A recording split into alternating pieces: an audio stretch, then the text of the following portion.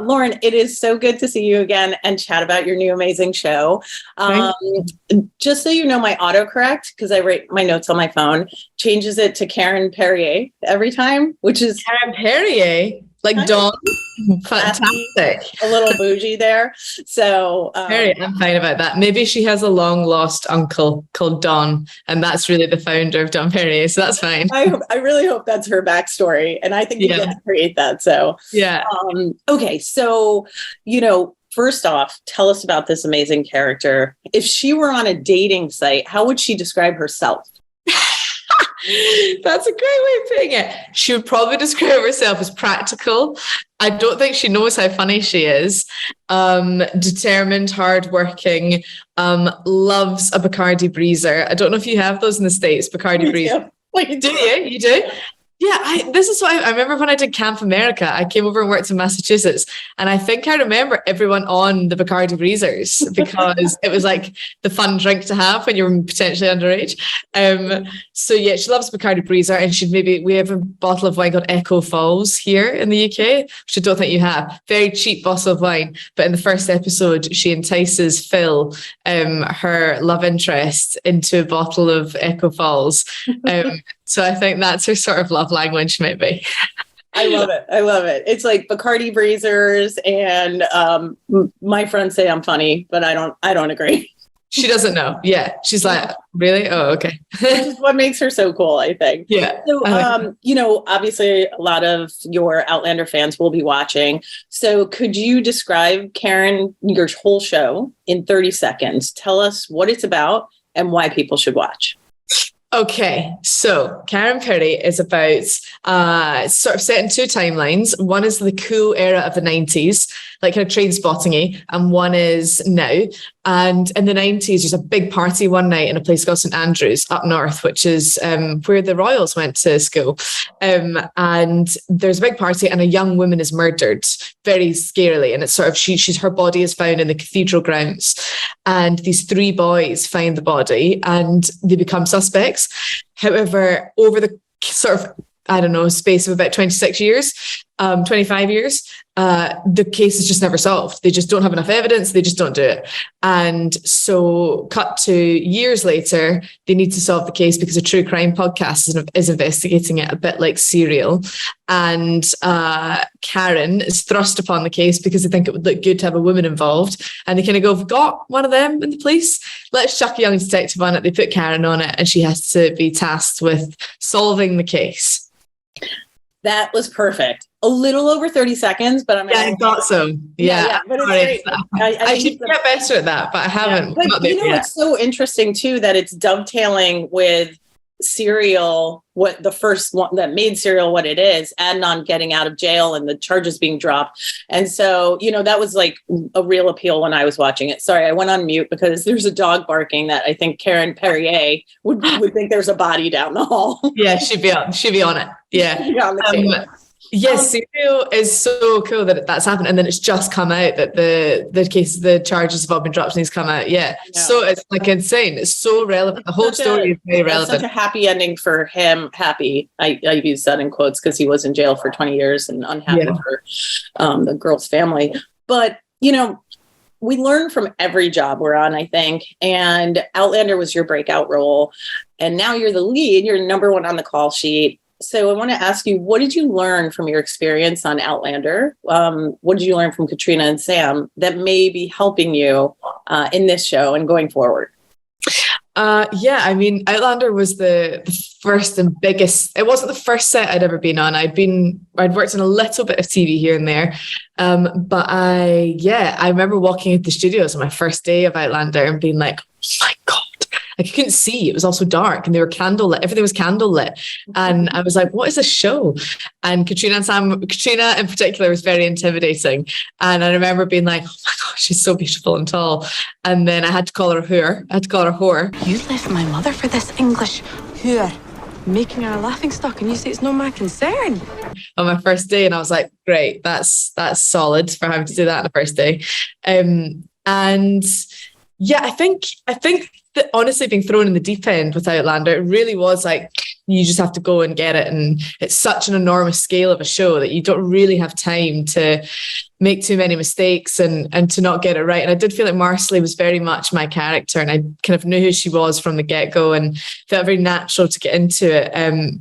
So I think really like resting and resting my heart and my talent, I think, was something I had to learn to do and trust myself and have confidence. And I think stepping on to be a lead in something, there's a whole responsibility that comes with it, where there's the difference almost between being the lead in something and then the name of the show, and then you're number one on the call sheet, and there's a whole responsibility that comes with having to like command the set a little bit and set the tone.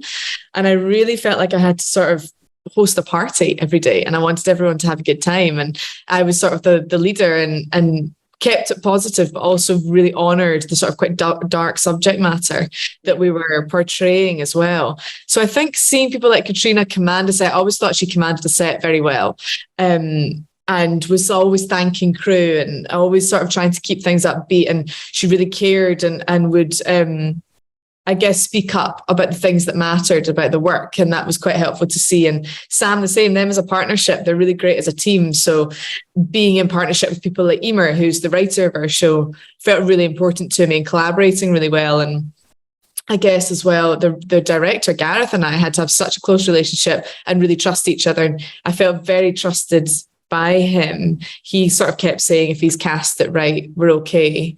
And we're good. So, you know, you can sort of over directing an actor can really ruin a performance. Yeah. So there was plenty of times where I would go to him and say, yeah. And he'd be like, yeah. Or there would be times where I would say, so I'd want something, and he'd be like, no, like just go. Or I'll tell you when to tone it down. So it just felt like a very collaborative set, and it felt like a whole new state to sort of step into. We had to be a lot more, I guess, responsible for everyone and everything. What a great way to say it. It's like you're hosting a party every day. And since you brought it up, that first scene, you said you were intimidated. Did you nail it on the first take, calling her? You say whore the best. I'm not going to try. Yeah. Well, you know what? The funny story about that is that I originally just said whore. So I said like something about you're a whore. And then they ended up changing it in post, and they wanted me to say Heughan, so that it was a lot more Scottish. And now that's become the line that everyone loves the most. Well, it's often the one that people ask me about from Marsali. What did I get it right? I honestly can't remember now. I would like to think so.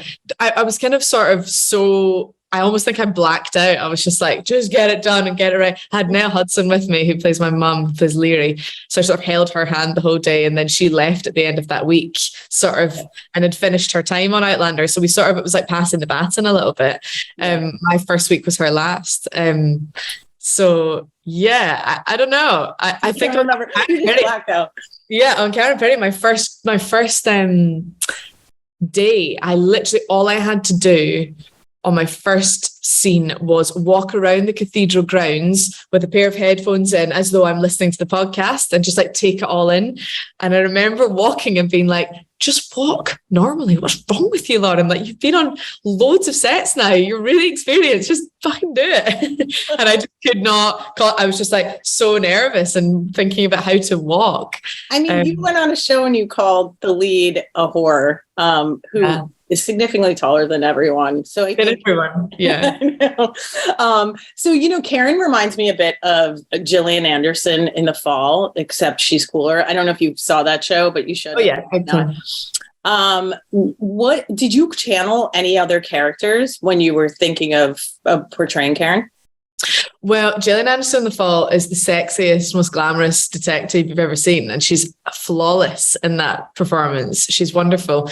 And so, yes, there was elements, I suppose, of how cool. I always felt Karen should be quite cool and collected and really naturally good at her job.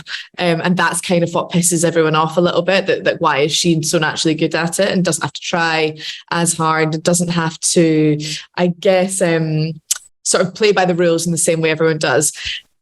Gillian Anderson, I think, is too sexy a reference. People like Mayor of Easttown, I thought Kate Winslet, the tone of that show felt really right, where it's so dark, but they also have like real moments of levity. And that's the sort of balance that we were trying to strike the whole time.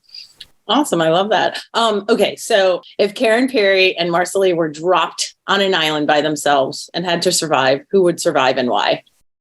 Oh, do you know what? They'd be such a good team because you'd have Marsali's like skill on the ridge of like butchering animals and like living on the land and like absolutely no squeamishness. But then Karen isn't squeamish either. Karen, I guess, would be very I don't know, her intelligence would really shine through and her natural ability to just get things done and to find the right way of doing it without it being by the rules, I think, and being the obvious way of doing things. So yeah, I think they would be an amazing team, to be honest. I don't think one would win. Marsali probably knows how to use, I was going to say Marsali knows how to use like a knife or a machete, but then Karen's going to have police training, so she also knows how to use a gun. Marsali can butcher stuff really well and like murder people if she needs to, but I think Karen has it. I think they're a great team too. Let's not turn them on each other. Yeah. I do have to ask one thing, for the Outlander fans, they're all going to want to know, is there any chance you'll be back in season 7 or are Marsali and Fergus just on a Ridge hiatus for a while? I think we're on a Ridge hiatus for a moment, but who's to say what might happen? I'm not really sure I'm allowed to say what I'm allowed to say. I can say that I love working on the show, and season 6 was brilliant, and having so many babies is thrilling.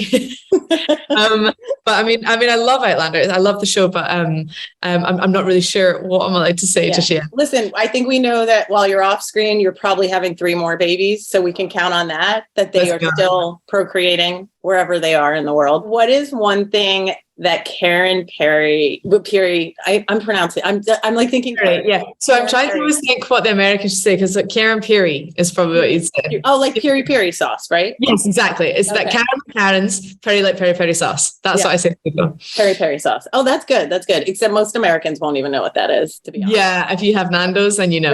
They're like, we know Tabasco. Yeah.